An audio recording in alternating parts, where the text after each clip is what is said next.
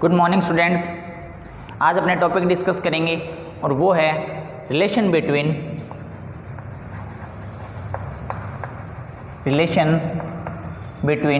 Rate of reaction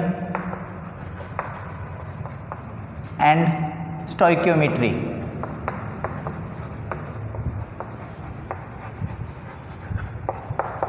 तो देखो, rate of reaction है, ये अपने लास्ट लेक्चर में डिस्कस कर चुके हैं। आपको ये पता होना चाहिए कि स्टोइकियोमेट्री क्या होता है। तो देखो, मैं एक सिंपल इक्वेशन लिख रहा हूँ 3a + 2b and 2c + 3d, कोई भी एक टाइप की ये इक्वेशन है। अब देखो यहाँ पर क्या होता है, इस इक्वेशन में ये जो 2, 3 और 2 और 3 जो वैल्यू मैंने यहाँ पे पुट की है, या ये जो फैक्टर जिसके साथ जो रिएक्टेंट्स हैं या प्रोडक्ट है जिनको मल्टीप्लाई किया, ये मैंने किया एक बैलेंस, जो इक्वेशन है उसको बैलेंस करने के लिए। किसके लिए? बैलेंस करने के लिए। तो यहाँ पर जो वैल्यू जो भी मैंने पुट की है ना, किसके लिए? जब इक्वेशन को बैलेंस करने के लिए जो अपने वैल्यू से मल्टीप्लाई करते हैं रिएक्टेंट एंड प्रोडक्ट को, तो वो जो वैल्यू होती है वो कहलाती है स्टोइकियोमेट्री। वो क्या कहलाती है? स्टोइकियोमेट्री कहलाती है। ठीक है, अब अपने चलते हैं आगे नेक्स्ट टॉपिक पे। Rate of reaction and stoichiometry का जो रिलेशन है उसको चेक करते हैं। उसके लिए मेरे को एक इक्वेशन चाहिए और वो मैं नोट कर रहा हूँ। देखो, सिंपल सा, बहुत ही छोटा सा टॉपिक है। N2 + 3H2, यहाँ पे प्रोडक्ट की फॉर्मेशन होगी 2NH3। किसकी फॉर्मेशन होगी? 2NH3। अगर मैं ये जो भी रिएक्शन लिखी है मैंने, इसके लिए रेट ऑफ रिएक्शन नोट करूं, रेट ऑफ रिएक्शन लिखता हूं, तो वो क्या होता है? ये देखो, जो रिएक्टेंट है उसका रेट और ये प्रोडक्ट का रेट। तो आप इस रिएक्शन का rate of reaction find out करने के लिए आप किसी भी एक रिएक्टेंट को ले सकते हो, नाइट्रोजन को ले सकते हो, हाइड्रोजन को ले सकते हो, या अमोनिया को ले सकते हो। ये प्रोडक्ट है, तो आप किसी भी रिएक्टेंट से निकाल सकते हो रेट ऑफ रिएक्शन और किसी भी प्रोडक्ट से निकाल सकते हो। अगर मैं नाइट्रोजन के बेस पे देखूं रेट ऑफ रिएक्शन क्या होगा, तो चेंज इन कंसंट्रेशन, कल आपने ये फॉर्मूला लिखा था, एंड चेंज इन टाइम। तो देखो, ये जो कंसंट्रेशन है ना, इसके लिए मैं यहाँ पर अगर नाइट्रोजन के बेस पे लेता हूँ तब मैं यहाँ पर लिखूँगा नाइट्रोजन, और इसको एक कैपिटल, ये जो ब्रैकेट है इसके अंदर बंद कर देता हूँ। इसका मतलब ये है कि यहाँ पर डेल्टा, और ये जो ब्रैकेट है इसमें N2 लिखा है, इसका मतलब ये है कि यहाँ पर नाइट्रोजन की कंसंट्रेशन लिखी है मैंने। क्या लिखा है? नाइट्रोजन की कंसंट्रेशन। अब आपको पता है कि जो रिएक्टेंट होते हैं उनका अगर अपने रेट ऑफ रिएक्शन काउंट करते हैं तो उसकी जो वैल्यू है वो किस में आती है? माइनस में आती है। उसकी वैल्यू जो है वो किस में आएगी? माइनस में। क्यों? क्योंकि जो रिएक्टेंट की कंसंट्रेशन है वो डिक्रीज हो रही है और प्रोडक्ट की कंसंट्रेशन क्या हो रही है? इंक्रीज हो रही है। तो ये तो हुआ नाइट्रोजन के बेस पर। अगर आपको ये पूछा जाए कि हाइड्रोजन के बेस पर रेट ऑफ रिएक्शन क्या होगा, तब आप इसको ऐसे ले सकते हो, डेल्टा H2, ये होगी concentration, and delta upon delta T। और यहाँ पर भी जो साइन आएगा वो कौन सा आएगा? माइनस का, क्योंकि H2 भी यहाँ पर क्या है? एक रिएक्टेंट है। अगर अब ये जो 3 है इसको आपने लिखना है ऐसे 1/3 की फॉर्म में। ये क्या था? ये है स्टोइकियोमेट्री। तो स्टोइकियोमेट्री और अगर अपने रेट ऑफ रिएक्शन को अगर अपने साथ में एक साथ लिखना चाहें तो कैसे लिखेंगे? अपने इसको ऐसे नोट करते हैं। अब बात करता हूं मैं कि यहाँ पर नाइट्रोजन के बेस पे रेट ऑफ रिएक्शन चेक कर लिया, हाइड्रोजन के बेस पर रेट ऑफ रिएक्शन चेक कर लिया। अगर आपसे पूछा जाए कि अमोनिया के बेस पर रेट ऑफ रिएक्शन कैसे चेक करेंगे, तब अपने क्या लिखेंगे? डेल्टा NH3 को कैपिटल जो ब्रैकेट है उसके अंदर बंद कर दो, और इसका मतलब ये हो गया यहाँ पर है concentration of ammonia, and delta T, और यहाँ पे साइन लगाते हैं अपने किसका? प्लस का। प्लस का क्यों लगाते हैं? क्योंकि प्रोडक्ट की जो कंसंट्रेशन है वो इंक्रीज होती है और रिएक्टेंट की कंसंट्रेशन है वो क्या होती है? डिक्रीज होती है। और यहाँ पर ये जो स्टोइकियोमेट्री है इसको अपने लिखेंगे 1/2 की फॉर्म में। तो ये आप ऐसे किसी भी रिएक्शन के लिए रेट ऑफ रिएक्शन काउंट कर सकते हो। अब यहाँ पर एक इम्पॉर्टेंट बात आती है और वो बहुत इम्पॉर्टेंट है। क्या है? देखो, अगर आपसे ये पूछा जाए कि रेट ऑफ डिसअपीयरेंस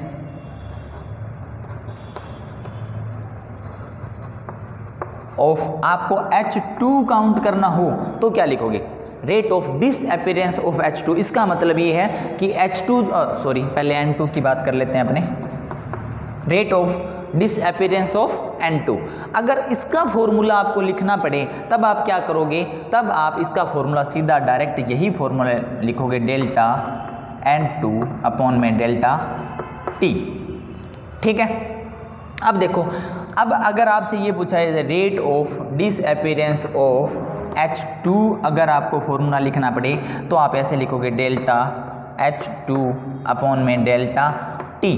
तो देखो यहाँ पर जो नाइट्रोजन है इसका स्टाइक्योमेट्रिक कोफिशिएंट था 1। अगर किसी भी रिएक्टेंट का स्टाइक्योमेट्रिक कोफिशिएंट 1 होता है तो उसका रेट ऑफ रिएक्शन, ये फॉर्मूला, और रेट ऑफ डिसअपीयरेंस, दोनों फॉर्मूले क्या है, सेम है। ये देख लो, माइनस डेल्टा N2 अपॉन में डेल्टा T, ये क्या, माइनस डेल्टा N2 अपॉन में डेल्टा T। क्लियर? ये कब होता है, ये तब होता है जब किसी भी रिएक्टेंट का या प्रोडक्ट का जो स्टाइक्योमेट्री होता है उसकी वैल्यू कितनी होनी चाहिए, 1। अगर स्टाइक्योमेट्री की वैल्यू 1 है तब अपने पास क्या आएगा कि rate of reaction and rate of disappearance same हो सकता है। क्लियर? अब यहाँ पर ये तो था डिसअपीयरेंस, मतलब जो नाइट्रोजन और हाइड्रोजन डिसअपीयर होकर किसकी फॉर्म में बन रहे हैं, अमोनिया की फॉर्म में। तो अगर आपसे ये पूछा जाए rate of formation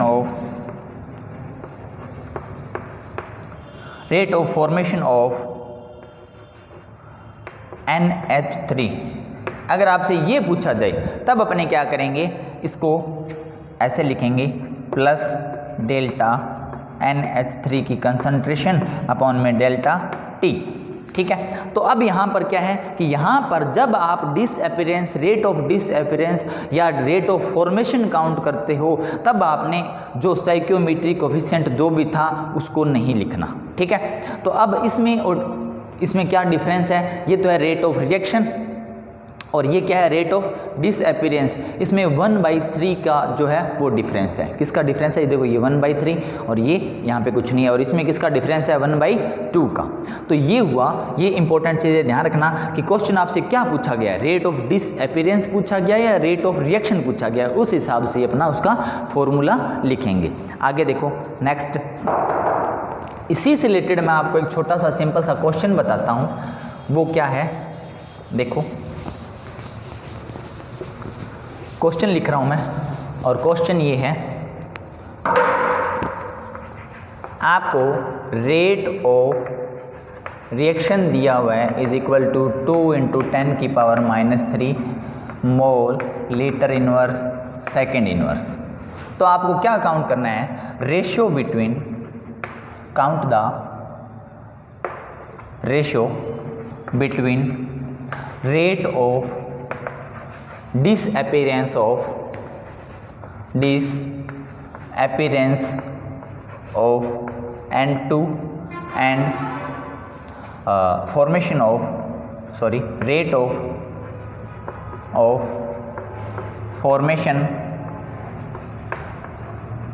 of NH3, ये काउंट करना है। तो देखो आपको क्या दिया हुआ है, रेट ऑफ रिएक्शन दिया हुआ है, उसकी कोई भी वैल्यू दी हुई है, और रेशियो निकालना है आपने किसके बीच में, rate of disappearance of N2 नहीं, H2 के बीच में निकालना है, H2 और किसके बीच में, फॉर्मेशन ऑफ अमोनिया। इसके लिए आपको इक्वेशन भी दी गई है यहाँ पर,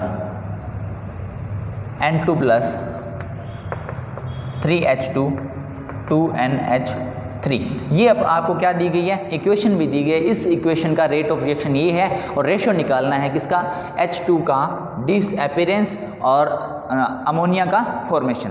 तो आपको पहले क्या करना होगा, आपको रेट ऑफ रिएक्शन तो पता ही है, रेट ऑफ रिएक्शन अपने इसका लिखते हैं, इसका रेट ऑफ रिएक्शन कैसे लिखेंगे, -1/3 डेल्टा H2 अपॉन में delta T is equal to, अब एक जो रिएक्शन होती है उसमें टोटल जो, अगर अपने रेट ऑफ रिएक्शन निकालें तो वो चाहे प्रोडक्ट से निकालो, चाहे रिएक्टेंट से निकालो, चाहे टोटल रिएक्टेंट से निकालो, या 1/1 करके रिएक्टेंट से निकालो, तो सभी का रेट ऑफ रिएक्शन क्या होता है, इक्वल ही होगा।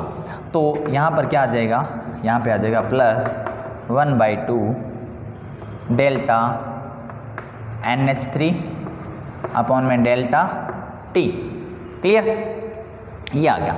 अब देखो ये क्या है, ये वैल्यू अगर मैं, और ये अलग है, ये अलग है और ये अलग है, इसको मैं ऐसे लिख सकता हूँ क्या, -1/3 इंटू रेट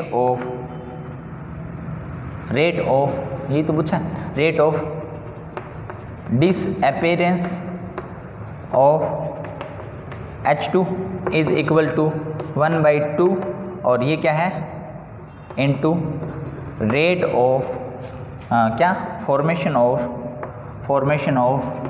NH3, यही तो है। अगर अपने सीधा इतना लिखते हैं तो ये क्या था, अभी अपने थोड़ी देर पहले फॉर्मूला लिखा था, rate of disappearance of H2, और ये क्या है, rate of formation of ammonia.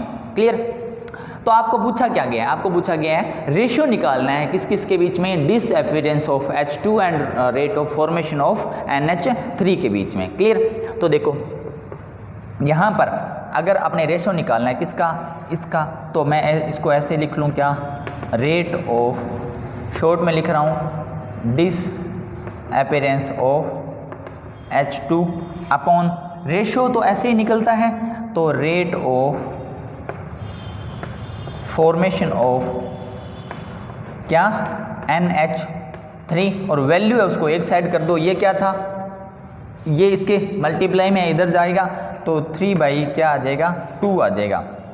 ये अपने पास एक सिंपल सा आ गया रेशियो, किस किस का, rate of disappearance of H2 and rate of formation of NH3, ये आ गया। ठीक है, अब आपसे यहाँ पे गलती क्या करवाएगा, अगर ये क्वेश्चन बोर्ड में आए तो आपसे गलती क्या करवाएगा, गलती ये करवाएगा कि यहाँ पर जिसका रेशियो निकालना है और जिस लैंग्वेज में आपको लिखा है उसका रेशियो ऊपर लिखेंगे, जो वैल्यू है उसकी ऊपर लिखेंगे, और दूसरे की वैल्यू क्या लिखेंगे, नीचे। अगर आपसे क्वेश्चन चेंज करता हूँ मैं, यहाँ पर ये पूछा जाए ratio between rate of formation of ammonia and rate of disappearance of H2, अगर ये निकालना हो तो फिर पहले आप क्या करोगे, ये वैल्यू ऊपर लिखोगे और ये वैल्यू नीचे लिखोगे, तो ये भी वैल्यू क्या हो जाती है, चेंज हो जाती है। ये एक छोटा सा सिंपल सा क्वेश्चन था, बोर्ड लेवल का क्वेश्चन है आपकी, और ध्यान रखना इसको।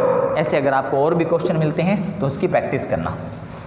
ये सिंपल सा टॉपिक था, relation between rate of reaction and stoichiometry के बीच में जो रिलेशन था वो यहाँ पर कंप्लीट होता है। आगे बात करते हैं अपने नेक्स्ट टॉपिक की, और वो है रेट कांस्टेंट।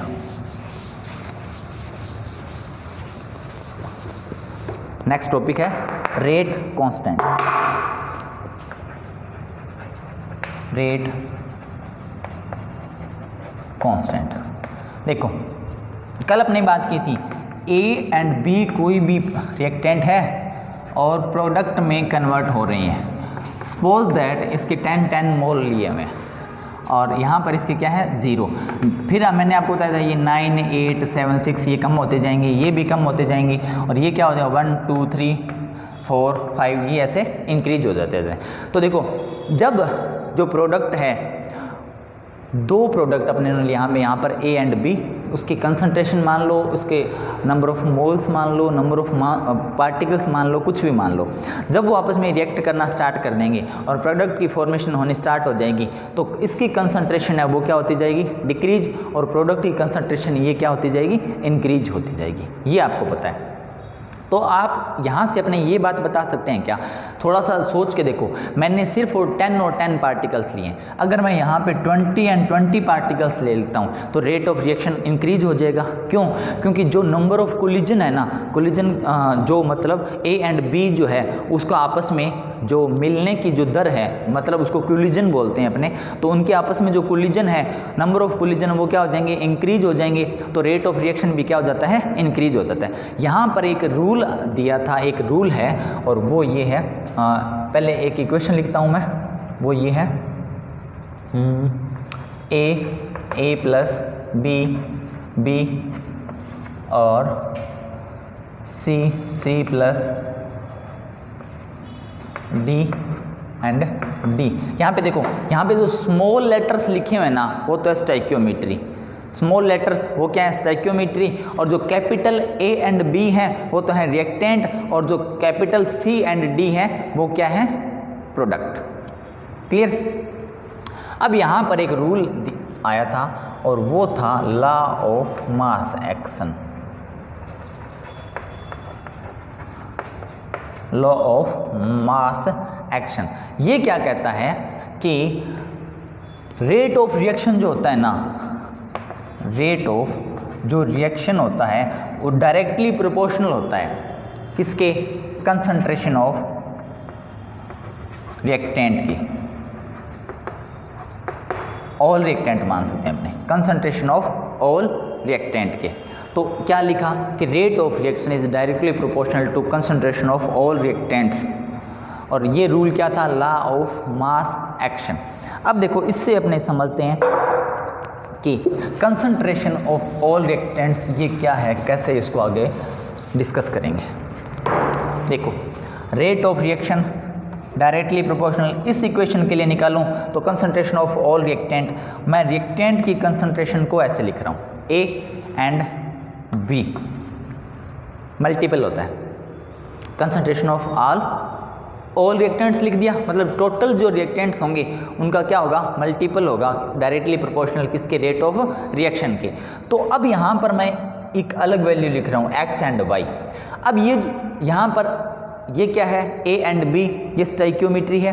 तो यहाँ पर x और y नोट किया मैंने, तो देखो a और b है ना वो x और y के इक्वल हो सकते हैं और इक्वल नहीं भी हो सकते। तो मैं यहाँ पे a एंड b नोट नहीं करूँगा, मैं क्या नोट करूँगा, x एंड y। यहाँ पे थोड़ा सा एक्सप्लेन कर देता हूँ, x एंड y को मैं n भी लिख सकता हूँ, और n जो है वो है मोलिकुलरिटी, वो क्या है, मोलिकुलरिटी है। क्लियर। देखो ये हो गया। अगर मैं यहाँ से ये साइन हटाता हूँ, किसका आएगा, k, और ये क्या हो गया, x, a की पावर x एंड b की पावर y। यहाँ पर जो k है ना उसको मैं बोल सकता हूँ रेट कांस्टेंट एंड स्पेसिफिक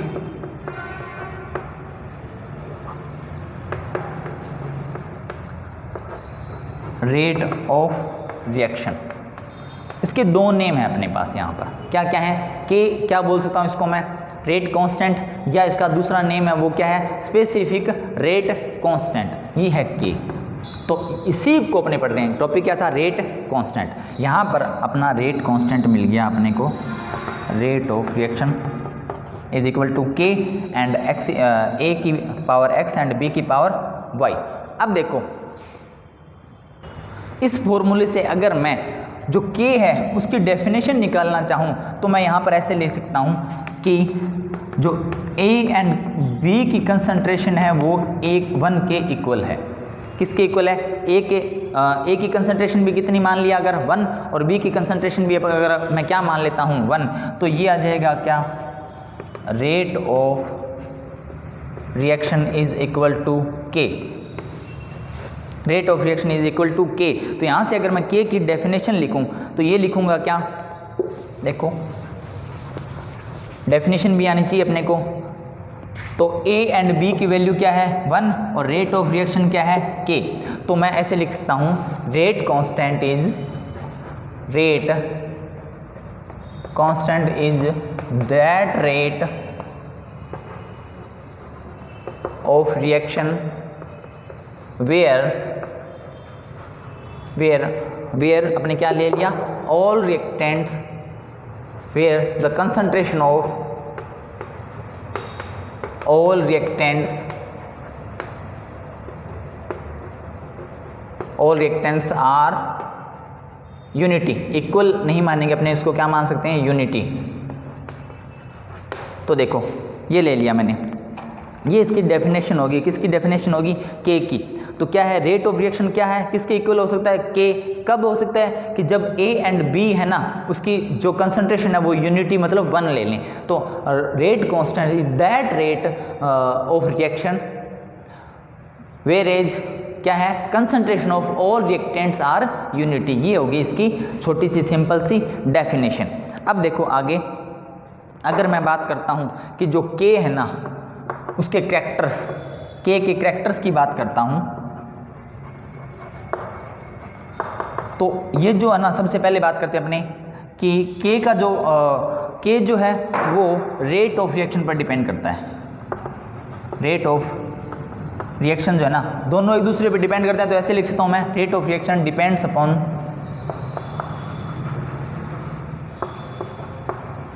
के। सबसे पहली बात ये, एंड के है ना वो शॉर्ट में लिख रहा हूँ मैं, और के जो है वो डिपेंड्स करता है टी पर। तो देखो जब टी इंक्रीज होगा तो के भी इंक्रीज होगा, और जब के इंक्रीज होगा तो रेट ऑफ रिएक्शन इंक्रीज होगा, और टी है यहाँ पर टेम्परेचर, इसको आप शॉर्ट में लिख सकते हो।